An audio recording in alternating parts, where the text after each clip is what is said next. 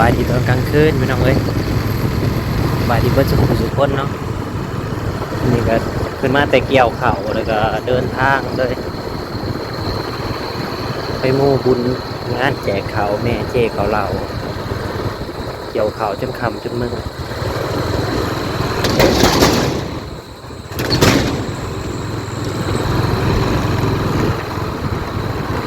เดินทางผู้เดียวพี่น้องเอ้ยงานแจกข่าวอับซ่องขึ้นมาอะไรก็ต้องไปหมู่บุญระยะทางก็ประมาณ3 กิโลกัน3 กิโลหรือ2 กิโลกว่าๆนี่แหละ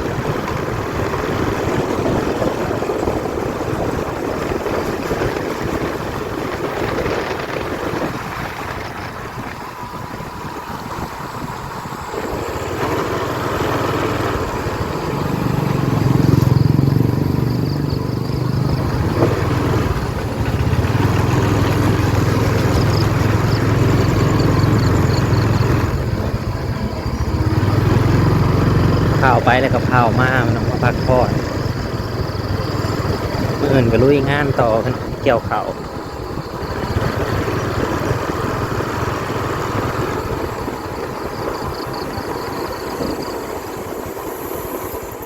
บุญเกี่ยวข้าวการเกี่ยวข้าวคุ้มแม่น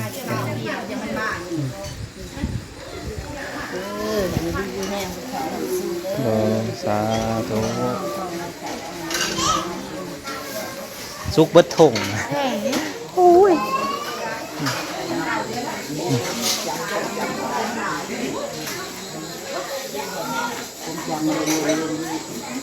นี่ยังคือลงลืมว่าความจำก็ได้คิดว่ามีอย่างสิบ่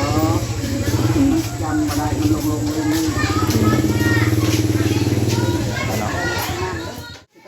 โอ้มีใหญ่ซ้อนสิลุงสีมือแป๊บนึง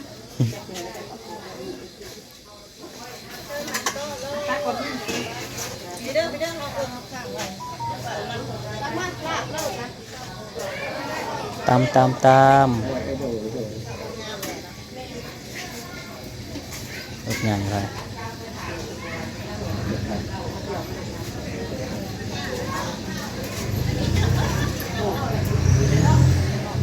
ทำหน่อยบ่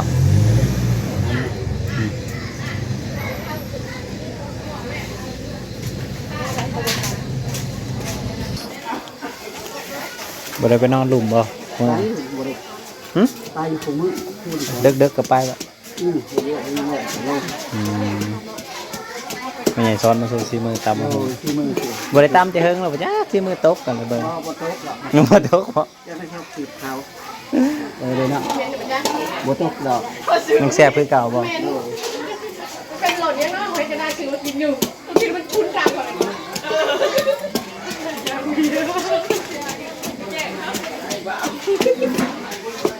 ดูเห็ดกินเนาะ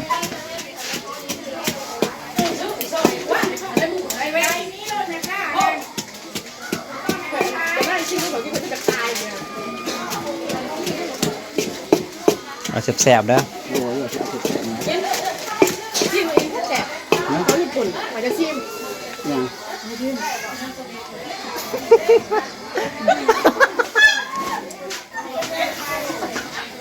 กินบ่ได้ฮะรสนี้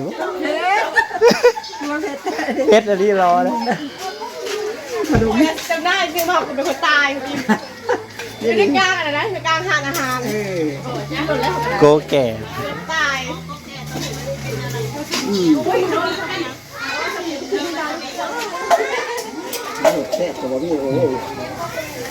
คนก็บ่ค่อยร้ายแล้วยำแรงเพราะว่าเขาจะมายำเสา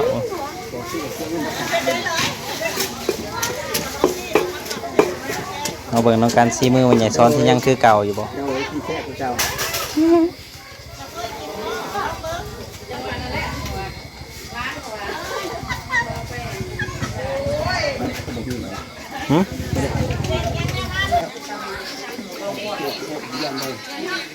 ปรุงแล้วล่ะติ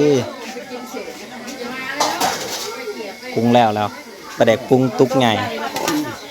สุดยอดเลย อย่างวันนี้ก็บทท่านจะลองกระตุ้น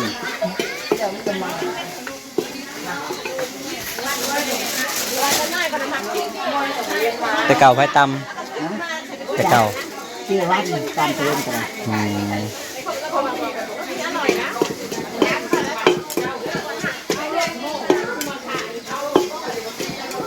ตำมองที่มือใหญ่ซ้อนกระสุดนั่นหนึ่งแล้วปลาแดก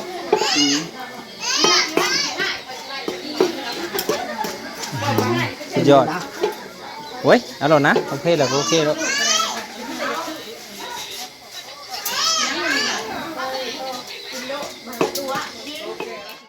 ช่วงนี้กูฝนจิตถล่มเขาไปแต่ละนี่ก็หากับมาทีมนี่อันนี้โดยเกี่ยวเขาเนี่ยไปหากระเบื้องมาติดเสาน้ำนี่สร้างก็เร่งไงให้มันแล้วสร้างก็จะเกี่ยวเขาเพราะสร้าง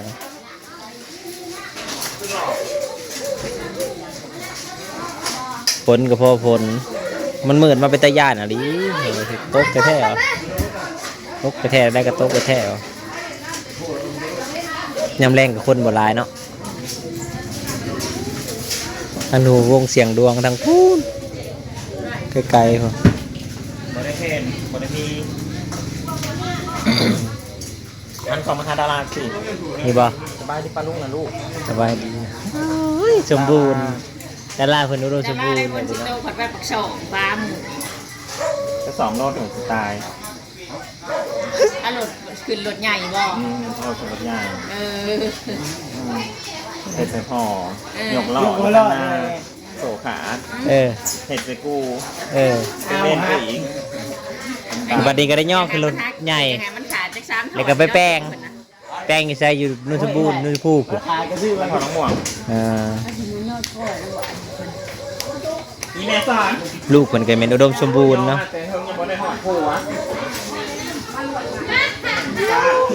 นี่พ่อแม่ไม่ได้เนาะเขาแน่นเองถ้าเดินมัน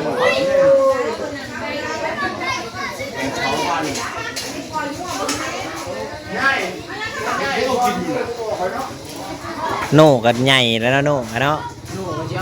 เสียวเมียเลยปั้นต้นได้เด้ต้นกับตะวิดกับ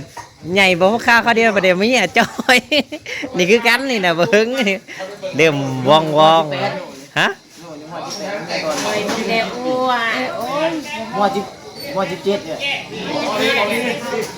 ได้3 ปีฮอด ยังอีก13บ่บ่ฮอด ใส่ ได้อีก3 ปีสิฮอด17 จากปีไอ้เดือนนี้นะ14อยู่เด้อปาดโน่ได้จากปี14 พี่น่ะก็เอาเมียไม่เชื่อทุกคนขาเบิ่ง ถ้าไปล้างหัวเด้อ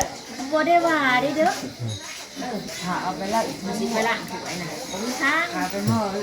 โอ้ยไปกับตัด ไอ้เฮ็ดแล้วคันถาไปห่อน่ะคือเหรอ เอาไปยังว่าไปแล้วก็ตัดจะทงจะหิวมา อันไหนไปล้างถ้วยแล้วบ่มีทาง เฮิงเลย เคลียร์ดูเลยเคลียร์แต่ตกบ่ให้สะดุ ใส่กระโตมันสูงก่อน ยังบ่ตัดช่วยดูแม่คือคนนี้ได้ จะเป็นกับคนเขาก็ใช่ยังเรือไล่ให้ได้เขากับเขาเบาฮิบนะเรือแต่หน้าโน่นนะ ตัวพันธุ์เกี่ยวนะเรือนานุ่นกับเท่าหนาเพียงค่ะดิรับ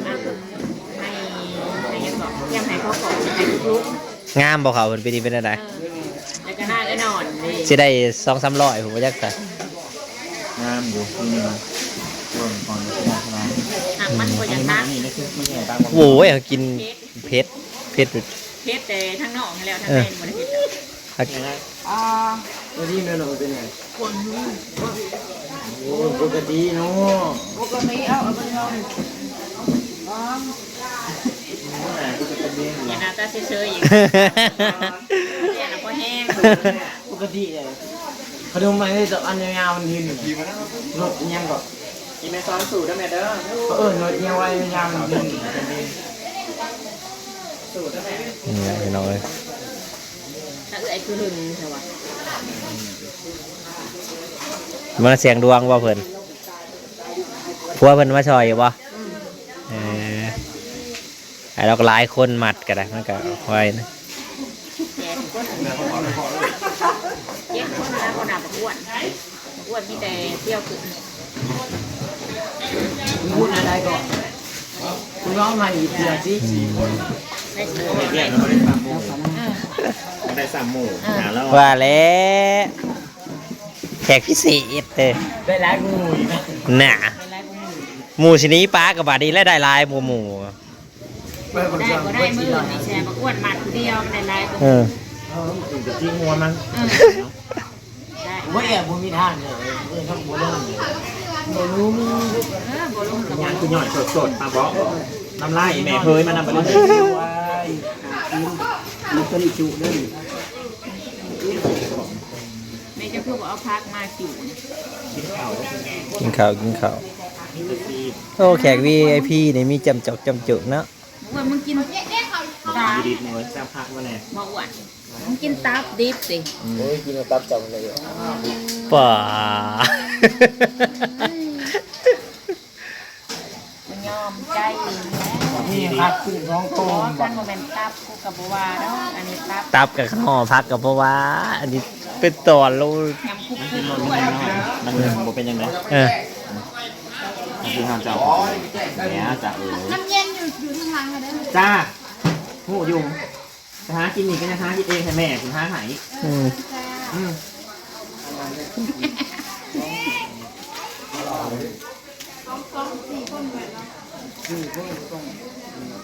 อะไรไม่หนักกันจริงก็มี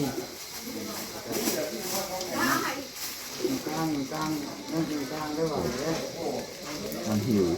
ซอยจุต้องเป็นพักเลิศพักกอกน้ำไปแล้วนะพักอันนี้บ่รอดเลย ไม่ได้เอาผักกอมากินนะ กิน ยัง ข้าว คือสมๆ กระ เลย ลำนึง มันสิบ่ตัดความคาว เมลีมะนาวใส่ อืม เนี่ย เอากระถางด้วย บดอ่ะ เอาเบิ่งดูจะคำเนี่ยเปิ้ล ตุ๋ยละลายเนี่ยก็แจวนะ ไป กินรสเนาะทั้งลมนั่นเขาเจ้าข้านเรียบร้อยเนาะล่างมึงอยากนะ กินเลยมันเลยอ่ะ เอานี่นะ เอาดูล่างเห็นให้เบิ่งดูจักบาทเออ กินรส ท่านสมแล้วหาบอกว่า โอ้ยบ่พี่ลึกดอก เอาแจ่วเปล่า อ่ะคำพิเศษคำพิเศษ ตุ๋ยละลายเนี่ยอ้วนเดี๋ยวนั่นแหละ โอ้โต คุย อ่ะ แก ปาก งละ กว้า ลาย ง ยอดสุดยอด ก็จะอ้อนเจ้าอย่างนอกเนี่ยเอาหนุ่มไปกิน คนใหญ่อยู่นะฮะมึงอยากไหมคนใหญ่มึงบัก บอกกันใหม่พี่น้องขอบคุณดาดีมาครับส้มมาโมบุญกับเมียกินข้าวแรงนี่แหละ